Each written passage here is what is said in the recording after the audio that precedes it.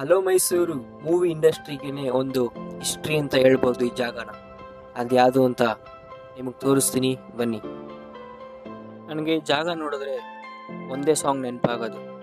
ಅದು ಯಾವುದು ಅಂದರೆ ಕಾಲದಂತೆ ಮಾಯವಾದನು ನಮ್ಮ ಶಿವ ಕೈಲಾಸ ಸೇರಿಕೊಂಡನು.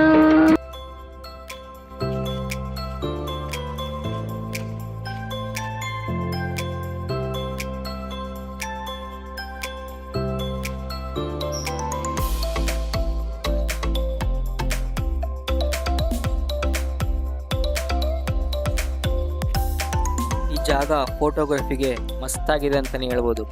ಯಾರನ್ನ ಫೋಟೋಗ್ರಫಿ ಇಂಟ್ರೆಸ್ಟಿಂಗ್ ಆಗಿದ್ರೆ ಬರ್ಬೋದು ಈ ಜಾಗಕ್ಕೆ.